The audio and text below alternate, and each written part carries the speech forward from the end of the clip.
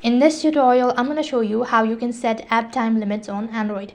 In order to set the app time limit on Android, all you have to do is make sure that the device is up to date. Go to your settings, and after that, it's going to take you to this page here. Scroll down a bit and go to digital well-being and parental control.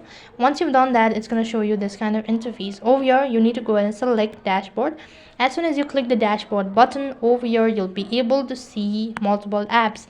Now, in order to set a timer or in order to set an app limit, you need to go ahead and tap the hourglass icon located right in the corner, and from there you need to go ahead and select the timer accordingly and click the OK button. Once you've done that, you've successfully set app time limit.